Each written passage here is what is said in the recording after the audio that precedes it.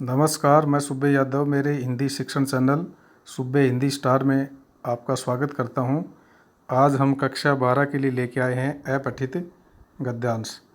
अपठित गद्यांश है वो कक्षा 12 में 12 नंबर का आता है, तो ये बहुत ही महत्वपूर्ण मार्क्स हैं। और चूँकि कहीं से भी कोई पैसेज आ सकता है, उसके आंसर लिखने पड़ते हैं, तो बच्चे अक्सर ये सोचते हैं कि इसकी तैयारी हम कैसे करें। तो हम आपको एक आसान तरीका बताएंगे जिससे आप इस पैसेज को अच्छा कर सकते हो और आपके अच्छे मार्क्स आ सकते हैं। यदि समझ में आए तो चैनल को लाइक करें, सब्सक्राइब करें और अधिक से अधिक शेयर करें ताकि बाकी बच्चों को भी इसका लाभ मिले।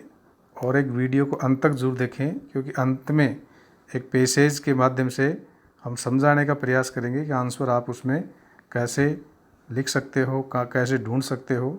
तो मैं उम्मीद करूँगा कि अंत तक आप वीडियो देखोगे और वीडियो आपकी समझ में आएगा। तो शुरू करते हैं अपठित गद्यांश। तो अपठित गद्यांश एक ऐसा गद्यांश होता है जो पहले पढ़ा हुआ ना हो। पढ़ा हुआ का यहाँ मीनिंग ये लगेगा कि आपकी 12वीं के सिलेबस से नहीं आएगा वो। आपने कोई गाइड में पढ़ लिया, वो वैसे के वैसे आ गया, कोई पुराने पेपर या मॉडल पेपर में पढ़ लिया वो आ गया, तो वो अपठित ही माना जाएगा, वो अपठित ही होता है। तो ये तो अपठित क्या होता है। अब ध्यान देने योग्य बातें कौन कौन सी हैं जिन पर आप ध्यान दोगे। गद्यांश को एक बार पढ़ें। सबसे पहले आप गद्यांश को बहुत ही गौर से, ध्यान से आपको पढ़ना है और पढ़ते समय मन में ध्यान रखना है कि इस गद्यांश में किस बात का जिक्र किया जा रहा है, किस बात का ज़्यादा वर्णन किया जा रहा है, उस बात को माइंड में रखते हुए ही आपको पढ़ना है इसको। उसके बाद कठिन लगने वाले जो वाक्य जो होते हैं उनको रेखांकित कर लो, उसको आप अंडरलाइन कर सकते हो। नहीं आता है कोई सेंटेंस तो कोई दिक्कत नहीं है, आप उसको अंडरलाइन कर दो ताकि वो बाद में आप एक बार फिर समझने का प्रयास कर सकते हो यदि करो तो। उसके बाद गद्यांश पढ़ने के बाद सभी प्रश्न ध्यान से पढ़ें, फिर क्वेश्चनों को पढ़ना है, सब क्वेश्चन को पढ़ना है। ग्रामर के क्वेश्चन है, विलोम शब्द, पर्यायवाचक शब्द, इनको छोड़ के बाकी क्वेश्चन आपको एक बार पढ़ लेने। फिर सबसे महत्वपूर्ण बात यह है कि फिर गद्यांश को दोबारा पढ़ते हुए 7 क्रमानुसार प्रश्नों के उत्तर दें साथ साथ। फिर दोबारा आप पढ़ोगे उस पैसेज को तो फिर आंसर लिखना शुरू कर दें। ऊपर की 3-4 लाइन में आपको पहला आंसर मिलेगा जैसे, तो आप पहले आंसर का लिख दो, फिर 3-4 लाइन और उसमें करो, पढ़ो और फिर दूसरे आंसर का माइंड में रखो तो दूसरे आंसर का आंसर लिख दो, फिर 3-4 लाइन पढ़ो और तीसरा आंसर, बाई चांस वहाँ तीसरा आंसर नहीं चौथा आ गया तो चौथा आंसर लिख दो। फिर उसके बाद नीचे चलो, फिर 5वां, फिर कहीं न कहीं दूसरा आपको आगे पीछे भी मिल सकता है। मान लो ज़्यादातर जो क्वेश्चंस हैं वो उसी क्रम में मिलेंगे। 1-2 क्वेश्चन आगे पीछे हो जाते हैं तो आप उसको एक बार छोड़ देना और बाद में दोबारा देखना कि वो क्वेश्चन कहाँ है। तो इस प्रकार आप अपने आंसर लिख सकते हो। एक प्रश्न के उत्तर अनावश्यक बड़े न लिखें। जितने आंसर से स्पष्ट हो जाए कि भाई इसका आंसर क्लियर हो गया है तो फिर बेवजह आगे लाइन जोड़ने की ज़रूरत नहीं। ज़्यादा लिखने ज़्यादा नंबर नहीं आएंगे। हाँ, यदि लगता है कि 1 लाइन से या 1-1.5 लाइन से क्वेश्चन का आंसर स्पष्ट नहीं हो रहा है तो 1 लाइन और लिख सकते हो, वहाँ लिख सकते हो, लेकिन अनावश्यक आंसर को बड़ा न लिखें। उसके बाद नेक्स्ट जो है वो है शीर्षक जितना हो सके छोटा लिखो। छोटा मीन्स 2-3 शब्द, ज़्यादा से ज़्यादा 3 शब्द, 2 शब्द, 3 शब्द, 1 शब्द, इनके अंदर ही आपका शीर्षक होना चाहिए। शीर्षक गद्यांश की मूल भावना संबंधित होना चाहिए। शीर्षक से गद्यांश की सब बातें आ जानी चाहिए, कोई छूटनी नहीं चाहिए कोई बात।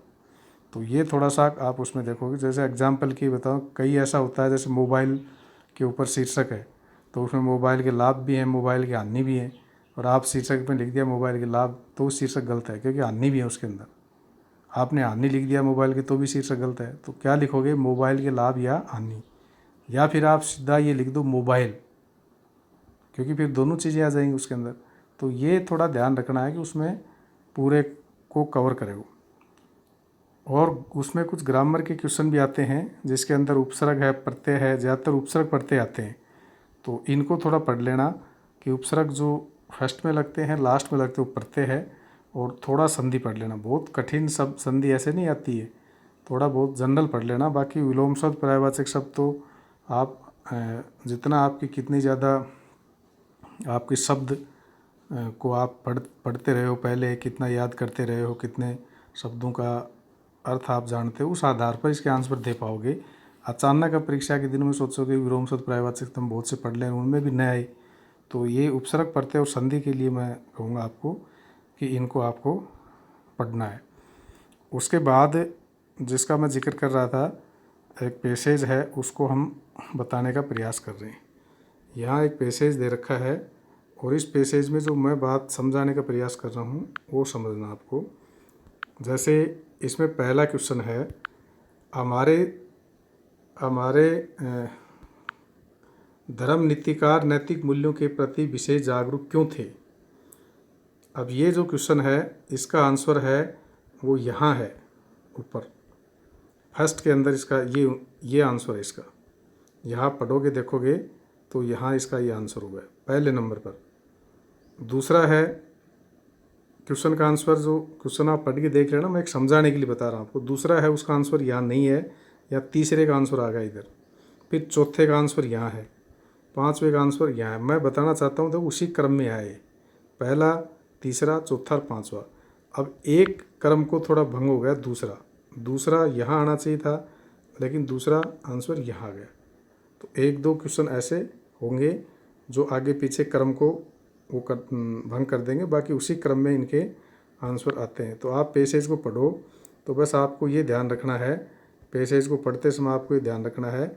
दूसरी बार जब पैसेज को पढ़ो तो पहले क्वेश्चन पढ़ोगे तो पैसेज पहले यहाँ से पढ़ना, आपको यहाँ तक इतना पैसेज पढ़ोगे, पहले क्वेश्चन का आंसर लिखना, फिर इतना और पढ़ोगे, फिर दूसरे क्वेश्चन पर ध्यान देना, दूसरा नहीं आता है आए यहाँ तक छोड़ देना, फिर तीसरा क्वेश्चन देखना है तो वो करना है, फिर इतना पैसेज और पढ़ोगे, उसके बाद चौथे क्वेश्चन पर आ जाओगे, आंसर मिल जाएगा, ठीक है, नहीं आता उसको छोड़ना, फिर इतना और पढ़ोगे, फिर पांचवा, फिर जैसे दूसरा क्वेश्चन बच गया तो उसको देखना है कहाँ है, उन शब्दों से पता चल जाएगा बड़ी आसानी से कि वो कहाँ आपको मिलेगा। और फिर व्याकरण के क्वेश्चन है। अब ये जो पूरा पैसेज है, ये पैसेज है, ये चरित्र निर्माण के ऊपर लिखा रखा है, चरित्र के बारे में इसमें पूरा बताया गया है कि चरित्र व्यक्ति का अच्छा होना चाहिए, चरित्र है तभी वो पशु से अलग है, उसकी इम्पोर्टेंस क्या है चरित्र की।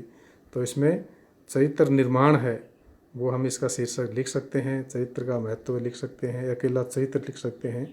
तो इस प्रकार आप जो अपठित जो गद्यांश है उसको अच्छी तरह से कर सकते हो, पूरे मार्क्स ला सकते हो। उम्मीद करता हूँ कि ये अपठित गद्यांश के बारे में जो मैंने बताया वो आपको समझ में आया होगा। धन्यवाद।